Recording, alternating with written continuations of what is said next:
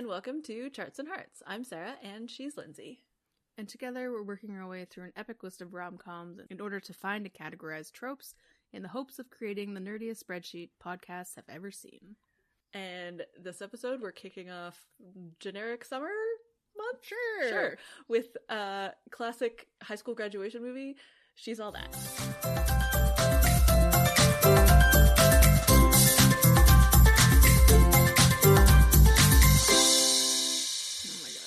Oh my god. This movie is so good. I really like it. Like, it's made in 1999 and also based on Pygmalion, so it shouldn't be a surprise that it's vaguely problematic and also actually problematic, but it's better than you think it is. Yeah, like when you go back and you're like, she's all that. What? And you go back and watch, you're like, this is like insanely full of tropes and it's a teen movie and all of that stuff. But Yeah. I'm like, but I'm not cringing more than I would normally cringe, right? Like, Yeah. it's not a, There were so many opportunities for things to break bad in this, with Yes. Matthew Lillard and Paul Walker being douchey, and they were douchey, but like they high didn't, school boy douchey, not not 1999 douchey. well, and also not like newsworthy rapist douchey or something like that. Like exactly. it was, Yeah. The sexual assault was less than expected, basically. Yeah. Was the main thing. And it's always fun to watch Freddie Prinze Jr. act, because he doesn't really do it anymore. No. So it was very fun. And that's all the same with Paul Walker. I'm like, I know that we all have feelings about it, but I'm like, did he get better at acting? I don't after this? know. Matthew Lillard, I think this is his peak of acting ability. I think so, versus too. whatever it is that Matthew Lillard does. He's Shaggy. I think he was made to play Shaggy, though. Yes, exactly. It's so perfect this is for like, him. And Rachel Lee Cook is very good in this movie. Oh, she's so adorable and good. And like shockingly, Kieran Culkin can act. I know. Like we knew. Like I know he could act now. He just won an Emmy. Well, exactly. That's the thing. I was like, oh, he could act back then. He just looked weird, so he was given weird roles. Yeah, exactly. Like he's Kieran Culkin. Like he was stuck as the brother. For, exactly. Yeah, so he was until typecast like as 10 years ago. Yeah. I don't know when I haven't been following his career, but Indeed. I knew he was in this. Yeah. No, like the cast of this movie is stacked. I know, because it's those guys, and also weird. Yes, it's Foggy, whose name I never remember. Eldon Henson. Yeah, At first I was like, so much. Is that Kristen Dunst's husband, Jesse Plemons? Jesse Plemons now looks like Alden Hendricks did in 1999. Yeah, or like they could have converged into the same 40-something they could year have old been person. the same person. Yeah. Yeah. But yes, no, this is Eldon Henson, who is in Daredevil. Gabrielle Union, Dulé Hill is delightful in this movie. Delightful. Gabrielle Union, who like then was in 10 Things the next year, and just like is like, and I don't whenever Bring It On is like, I'm gonna be a high schooler for 40 years, and looks amazing. Anna Paquin is the little sister. Tim so Matheson, good. speaking of Dulé. Kevin Pollak. Oh, he's so good. Yeah, he plays a terrible dad, but he's very good at it. He's very good at it. Yeah. Clea Duvall. Yeah. So funny. Yeah. It's such a random assortment of people who but we haven't gotten about to the to most break big. Random ones, because Usher and Little Kim are in this. I know, and Little Kim isn't even Little Kim yet. She has. Well, yeah, it's in a. She's like italics. Kimberly Lil Kim Jones. Yeah. And then Usher, which is like the weirdest part, because I think he filmed all of his scenes by himself. There was a wide shot where at prom, and I was trying to see if it was actually him, because it could have been a stand-in, because he was so wearing far a hat away. Yeah, and he was wearing a bowler hat or a fedora hat. Yeah, fedora, and I'm just like, why is Usher in this movie? It was very strange. Why is this like this? Because like literally during the choreographed dance, it just goes back to him just standing there yelling things. Yeah, like, there's no overlap of them. I mean, at all. We'll get to that scene, because that scene is bizarre. So we're ragging on this movie so weird, being weird, and it is weird because it's like a time capsule. This movie could only have come out when it came out, both based on the stars and just the vibes and so many things. Okay. So let's start at the beginning. They're all really old. Yes. That's how teenage movies work. How old was Rachel Lee Cook in this movie? They were like 24 or something. I looked okay, them so all like up. not scandalous. No, I think some of them were ridiculous. Matthew Lillard Matthew Lillard wasn't supposed to be in high school. He was right. Yes, he was out of high school. Okay. So I feel like Paul Walker was like 27 or something. Or maybe he's just always looked like that. I think he just always looks like that. Anyway. Yeah. Freddie Prinze Jr. is only like... So I also graduated in 99, so it's very easy. So yeah. Freddie Prinze Jr. is only 4 years older than me. Okay. 5 years older. So like... That's scandalous. Yeah. But anyways, yeah. So it's just a very product of its time, essentially. Mm-hmm. It's a pretty good interpretation of Pygmalion because instead of using the like older, much wealthier, completely different class status. Yeah. Well, I haven't actually seen Pygmalion, the original play, but I've seen My Fair Lady many times. So like in My Fair Lady, the guy is much older, much wealthier, very different status of life. Whereas in this, because it's high school, it's like, yes, he's in a different like high school status. Like he's popular and cool and smart, but real like life status. But not real life status. He does come from a wealthier family, but otherwise like they're the same age, they're in the same situation, so it makes the Pygmalion trope less creepy. Except that she doesn't know what's happening to her. Yes, whereas in My Fair Lady, that's always going to be a problem. Yeah. But other than that, it's quite good in that regard. So that was an interesting take on like the like high school popularity clique thing versus like old school like or English class system or whatever. Yeah. Just thinking we should put Pygmalion, the Christina Ricci, James McAvoy. I don't think I've ever saw it. I've never seen it. She has like a pig nose. Yeah. It's Pygmalion with an eye. With an eye. Yeah. Interesting. Put it on this list. Also, I did because it's actually when this comes out, it's our 2nd anniversary, and I was trying to redo the spreadsheet, which I did not do in time to do fun social media posts. Yeah. But I did list all of the movies so I could look at all the actors we've done, and we've done. With the Patreon, we've done, I think, 76 movies. Oh my god. And I just looked at our list, and we still have 275. So the list is growing faster than shrinking. Which, that I mean, is a correct. good problem to have. Which is why we started this podcast, because we were, in our previous podcast, Nature Finds a Way, we were having the opposite problem. Yes. So yeah. Okay, back to She's All That. Back to this. Okay. So she does bad art collages, which then reminded me so much of Addicted to Love, because they're almost exactly the same.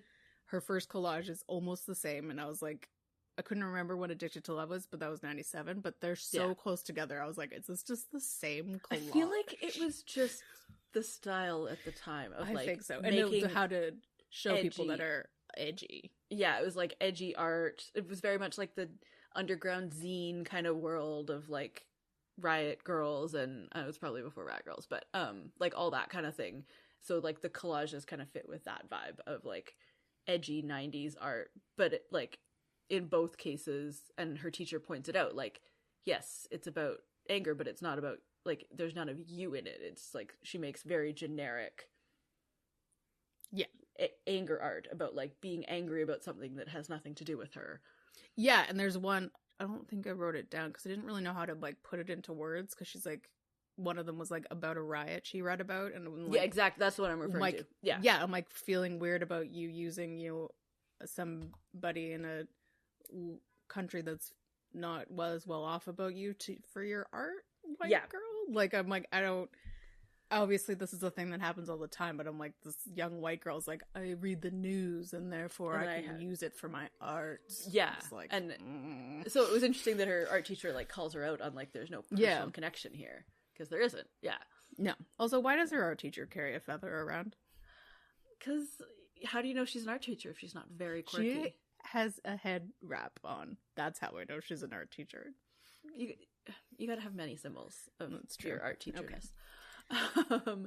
Yeah. Okay. So the other thing that's interesting in this is like she is much more responsible because she basically is like parentified. Like she parents her younger brother because her mom's dead and her dad works all the time, and like isn't like logistically available as much as he is like somewhat emotionally available, but he's just not there to like do things.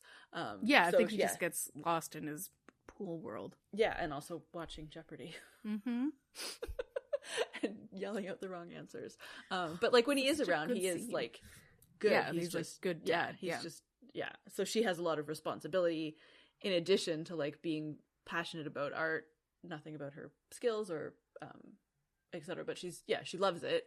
But yeah, so she has a lot of like responsibility, whereas then this other guy who comes from like a wealthy family seems to be like pretty effortlessly smart.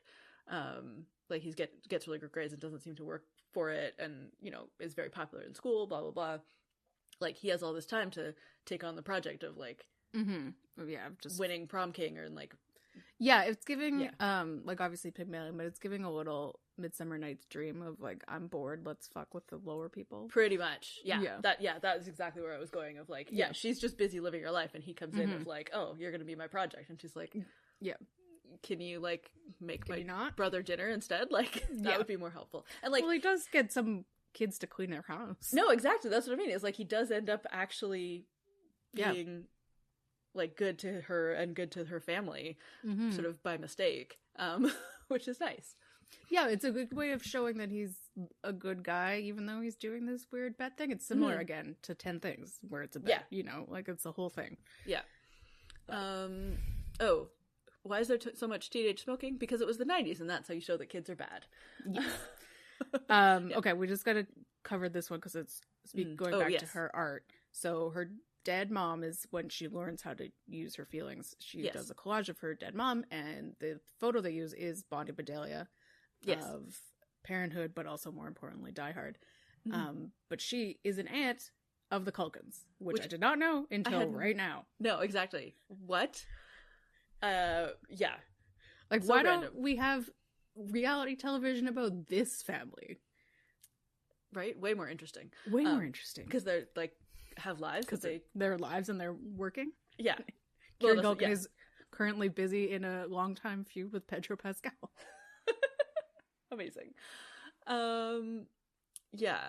So it is interesting that they do all this sort of stereotypical like give her a haircut and take off her glasses and oh my god, she's so beautiful. But like when she's dressing quirky, like she's still Rachel Lee Cook. She's gorgeous. Oh yeah, of course.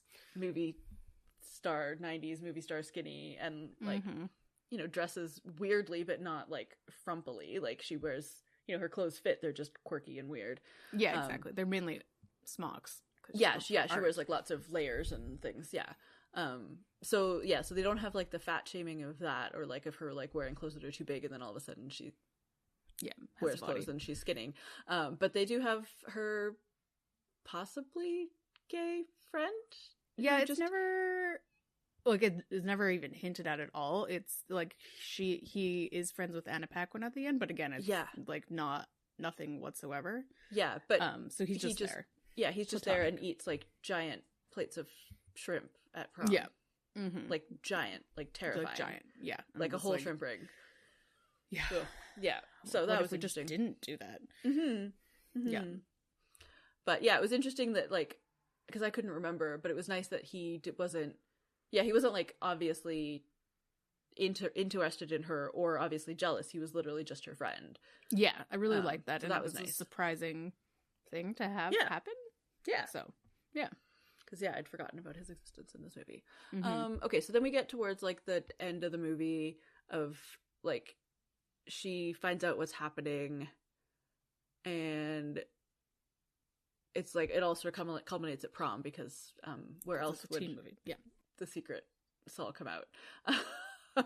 Except for prom. And, there is, like, some weirdness about, like, it's all off screen, which obviously, because it's a movie in the 90s, but so she goes off with Paul Walker's character, right? Yeah. And like he's like sort of taking over the bet almost of like making her think that he's into her. But she like catches on pretty quick and like defends herself against being potentially raped. And then it's weird and jokey. It's like I wish they just hadn't had it. Yeah. It's a weird storyline of like Paul Walker being bad which I guess they needed to do because he was the one who suggested the bet, so they needed to show how bad he actually was. Yeah, or like contrast like actual bad versus like just misguided. Yeah, and then then it just turned out as a joke, which, like, what if they just stopped them? Like, then she wouldn't have agency, whatever, but also, like, then we wouldn't have to talk about this part. I don't know. It's interesting because she does talk about it in a way of, like, acknowledging that it was a sexual assault, and that she has agency and that she is able to protect herself, and she didn't need him to rescue her, which he didn't anyway. But still, it's like this whole thing of, like, it's the most female-powered, almost sexual assault I've seen in a rom-com. Yeah. That's not necessarily something I want. No, but then they flip it around and, like, oh, so he didn't protect her from a man, but he did, like, help her get into art school. Yeah. By, like, submitting a piece of art or something that she, like, no, he just helped her open up. No, I thought he submitted some art for her. I don't think so. Oh, maybe. I don't know. I was a little bit confused by that point. But yeah, so, like, yeah. So he still, like, made her better, even though he didn't, like, save her from assault. And he did save her brother from the pube pizza, which exists as a scene for reasons. I don't know. I guess because it's 1999 and they wanted boys to watch? I guess so. Yeah. I don't know. Did I go to this? I definitely went to the theater to watch this. I'm like, did I go with, like, a mixed group of friends or just girls? I don't remember. Probably a mixed group. I don't know. Who knows? Lost to the mysteries of time. But actually, before all of that, we get the weirdest prom school dance that I've ever seen. Yes. So the choreographed dance scene is in there because the movie was too short. Oh. Yeah. And they had done it as a joke. Okay. Like, well, I guess during rehearsals? I don't know. But it also doesn't make sense because there's, like, hired professional dancers in there, so I don't... Well, maybe they made it up and then they hired professional dancers? I'm not sure. So strange. Or maybe they were just, like, meant to be, like, low-key doing, like, a choreographed... Like, and then they just turned into something... like the Macarena, but not the Macarena. And then it got into a bigger thing. It's so weird. Also, maybe it was just, like, our school or my group of friends, but, like, it would be rare for more than 25% of people to be dancing just with a couple. Oh, I agree. I think, like, people would go together and then you would dance as couples for slow songs. Yeah, only for slow songs. And then everyone would dance in a big circle with like, you wouldn't dance in pairs for anything other than a slow dance. Dancing in pairs for fast dancing is awkward. More awkward than slow dancing. Well, yeah, because there's eye contact. Yeah. And they can see you, whereas when you're slow dancing, you can't really see them. Yeah. So, yeah, it was so weird. Yeah. Okay, so I'll put this in observations because I don't think it really fits anywhere. But, like, as much as the acting is quite good, there's also a lot of, like, we're really trying to act well. And you can tell because, especially Freddie Prinze Jr., but a lot of people have, like, their foreheads just get, like, concentrated forehead. Yeah. And it's a lot. Like, what did he do before this? Was I Know What You Did Last Summer before this? I think so. Yeah. Yeah, he'd been in things before this. I just... Because this was his, like, breakout. Yeah, or, like, his, like, big starring thing. Yeah. This and then, I Know What You Did Last Summer. And yeah. But yeah, like, it was very much, I'm taking this role seriously. It's not just a teen comedy, and you can tell because my forehead is acting serious really hard. Because, like, in this whole scene of where I, like, pull out all the acceptance papers and just stare at them. Yeah. Because I am a student who is good enough and responsible enough to apply to Harvard and Yale and Dartmouth and all the other ones, but not responsible enough to do anything when there are clear deadlines on the paper. Exactly. And oh my god, I have to make a decision in my life. I am the saddest rich boy that's ever been sad. My dad wants me to go to Dartmouth, and I don't want to follow in my dad's footsteps, even though, like, I'd probably get a scholarship to go to Dartmouth. Like, yeah, and I'm, like, on the honor roll, and I've obviously made enough decisions to play soccer at a senior level and also graduate on the honor roll. Yeah. And get into all of these schools, which you have to write essays for. I know. So weird. Yeah, and I was just like, what are you going to do next year when you have to make all the decisions? Yeah. Anyway, well, that's why he needs a girlfriend. Sorry. Anyways, any other observations? I think we just missed the important one. Speaking of Freddy, this is Torrance High, of course. Everybody knows, very familiar. Where they filmed Buffy the Vampire Slayer. They just stick Sarah Michelle in there in a Buffy outfit. Like, I know, it looks very familiar. I think they were just filming at the same time. Yeah, or she like came from set to visit, and we're like, well, sit in the cafeteria. Yeah, like you can't really, like, obviously she's sitting, so it's like shoulders up, but I'm like, that hair is like season 3 Buffy for sure. Like styled as an actual Buffy, not just Sarah Michelle's hair. But yeah, just like, were they just like somebody was doing pickups, and so she was just in everything? Yeah, it's good stuff. It was pretty funny. I liked it. Okay, tropes. Let's get to the biggest one, because we all know everything. This is the movie. This is one of the tropes that you think of when you think of rom-coms, and it is the stairs. Yeah. So, like, I tried to Google to find a list, and a list doesn't exist of all the homages to this, which just seems wrong. Weird. Because obviously there's not another teen movie, because it's the whole point of not another teen movie. But I just watched an episode of Ghosts where they call it out completely and play Kiss Me. Nice. And I was talking to my sister about it because she also watches Ghosts, and we were talking about She's All That, and she realized that a reverse trope is My Fair Lady when she comes down the stairs. Yeah. Coming down the stairs to reveal your outfit. Yeah. Happened in My Fair Lady first before this, which is funny because it's the same. Well, exactly. And so, like, I think this was partially inspired by My Fair Lady, but then this one, like, flipped it on an edge of, like, she's so quirky and clumsy. Mm-hmm. So it's like, I mean, other, like, Cher does it in Clueless. Like, so many, like the coming down the stairs to there's so many other ones. This isn't the first one. It's just but like the coming down the stairs and like the big reveal, and then the stumbling is specific to this movie. Yeah.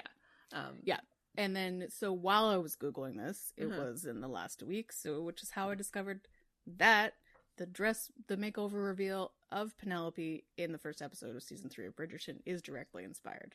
Aww. And then I was telling that to my sister, and she's like, oh my god, why didn't they do a classical cover of Kiss Me? And now we're just sad that doesn't exist. I am sad. Although the song that they did pick is also good for that moment. Oh no, it's really good. But it would have been extra. Can you imagine? Funny. It would have been like meta on meta, and it would have been amazing. Anyway, I would have loved it. It just made me happy because it's like so perfect timing of we were watching this and Bridgerton came out 2 weeks ago, and that's all I can think about right now. We're in the Bridgerton interstitial period right now of season 3, if you're wondering. It's horrible. It is horrible. This is I'm assuming PG-13 movie in 1999, so there's one use of the F word. Yep. To really highlight the drama.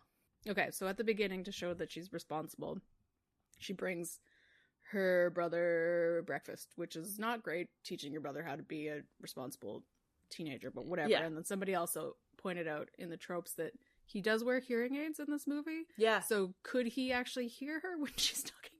Right? Yeah, we're hearing it. Was his hearing aids in yet?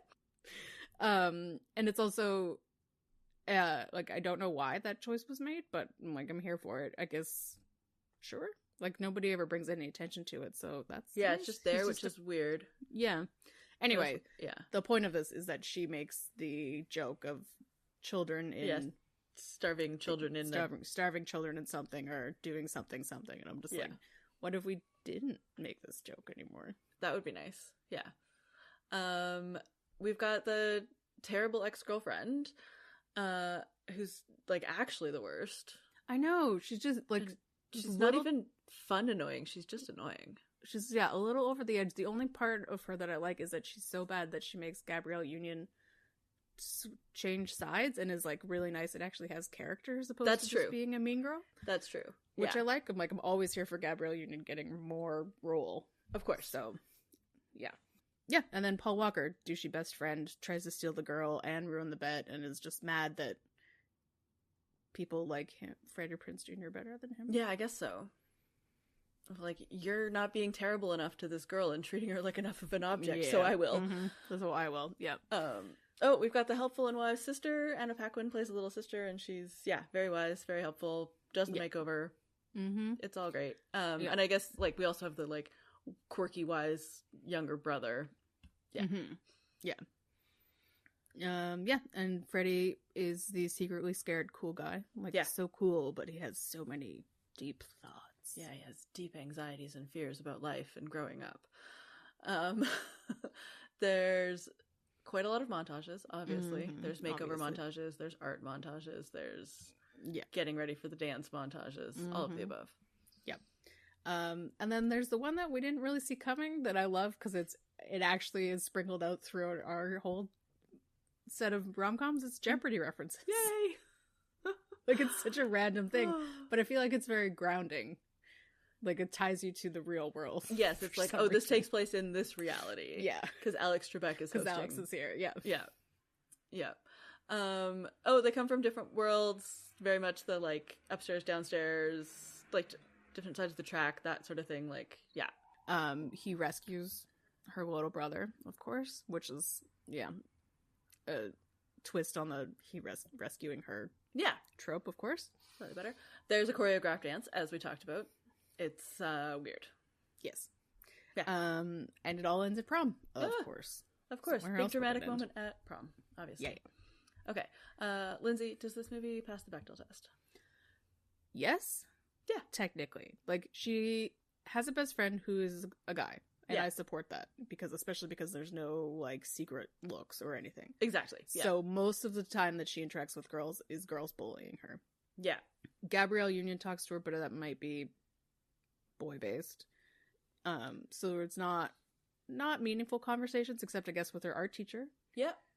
Yeah, so it is, like, a pass, but it's not, I wouldn't say it's, like... Yeah, it's not the best. The most like, she's got agency, and she's got friends, which I feel like are things that we're looking for in protagonists, but yeah. But she doesn't have the same, like, as much of, like, the rich inner life and, like, future plans about, like, struggling with that he does. Correct. Yeah, much more, stereotypical. Okay, well, let's make a pie. Yeah, there wasn't actually a lot of things that stood out to me for pie, except for this first one that's kind of Inception-y because it's teen movie tropes. So can we put our tropes into a pie? Does that... Yes, we can. And because this movie pulls on a lot of previous teen movies, and then because it's, like, kind of in that, like, intermediate, at least, like, from my perspective, of, like, the old teen movies from the 80s and then the later teen movies from the, like, early 2000s. This one's kind of in the middle. And it's, like, one of the breakout ones that things were based on afterwards. Yeah, exactly. So lots of later movies are, like, reference tropes and visuals from this. So yeah. I feel like I was thinking, like, because this and 10 Things are a year apart, and just, like, there's so many movies afterwards where they just put Freddie Prinze Jr. with everybody, including Julia Stiles, in the I'm hot, you're hot, let's get hot together, but with a teen movie, or I guess at that point, like, 21, whatever tropes of just, like, who is popular that we can smush together. Yeah, pretty much. So, I think this is, like, an appropriate place to put tropes in the pie. Teen movie tropes, I feel like we should give it 50%. Yeah, no, I agree. It's because there's a lot. And we've got 90s style. Like, and so many different kinds. Yeah. There's the horrible rich girl, there's, like, with the sweaters, and then also and the, like, long low-cut spaghetti strap tank tops, flared jeans, like, dresses and skirts over jeans, tank tops over shirts, butterfly clips, 30? And then we have our wild card, which is Usher doing the voiceover. It's so weird. It's so weird. I know we talked about it in observations, but it just, like, sticks out, and it's really weird. Yeah, like, I feel like they watched this movie and they're like, we need something to tie it together. Maybe, and that let's hire Usher to pretend to be a high school radio DJ. Yes. / class announcements man. Like, I don't know if that's how it went, but it feels like it was, and it could have been. Like, he interacts with 0 people. So it definitely could have been done afterwards. Yeah. Yeah.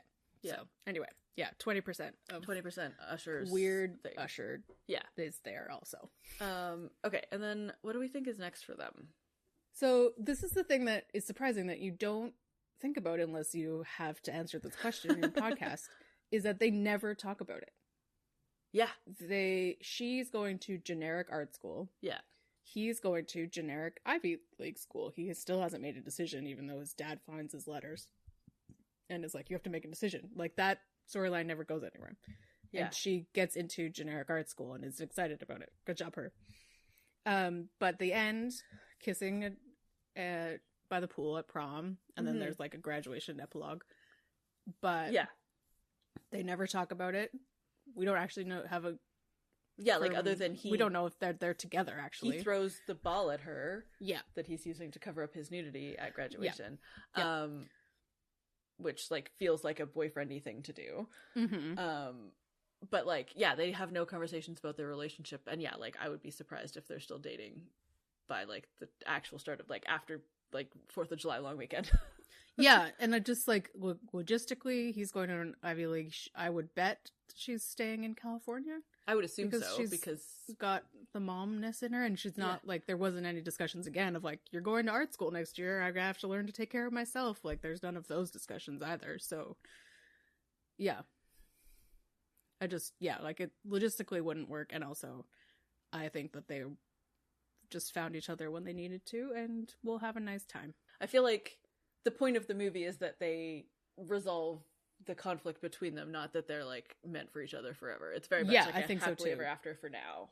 Yeah, I'm not invested in these guys at all. I'm way more invested in, again, the 10 Things people than I am these people. Yeah. And then, Lindsay, what's next for us? Oh, well, continuing on our generic summer is Wet Hot American Summer, which I've never seen, but also is crazy cast. Yeah, I have seen it, but like a million years ago. Yeah, it's really old. It's from 2000. It's from 2001. Yeah, 2001. Yeah, it's yeah, it'll be fun. Yeah, I'm excited because it's got a lot of super fun people in it. Yeah. So yeah, that's in a couple weeks, and then on the Patreon we're doing everybody's other favorite summer camp movie, Parent Trap. Yeah. It'll be fun. The Lohan version. The Lindsay Lohan one. I do love the other one, but Dennis Quaid's not in that. Well, yeah, but it is very good. I might watch both just because I haven't seen the other one for a million years. And I have fond feelings about it. But yeah, that brings us to the end of this episode. Don't forget that you can leave us a rating or a review wherever you get your podcasts, and you can always find us on social media. We're at Charts and Hearts Podcast on everything except for Twitter, and then at Charts and Hearts on Twitter. You can also head to our website, chartsandhearts.com, where you can submit your suggestions for rom-coms and tropes for us to add to the list. Do you have a list of all the times that people use the walking down the stairs kiss me trope in other movies? Please send it to us, and we'll add those to our ever-growing list of movies. And you can check out our Patreon at patreon.com/chartsandheartsclub. Parent Trap this month. Last month we did The Englishman Who Went Up a Hill But Came Down a Mountain, and it was great. So good. And we have so many fun ones. We were literally just talking before we recorded about how excited we are for the movies coming up in the next couple of months on the main feed and Patreon. So highly recommend that you head over there and check out all of our madness. Indeed. And let us know your thoughts on this movie. Do you have weird nostalgia about watching this movie? Wait, before you say the thing, I just realized the quote is, we didn't put it in the tropes. Rom-com reference. Oh my gosh. Yeah, we forgot a trope. Rom-com reference. Okay, now say rom-com reference. And in the meantime, I feel just like Julie Roberts in Pretty Woman, except for the whole hooker thing. Yeah.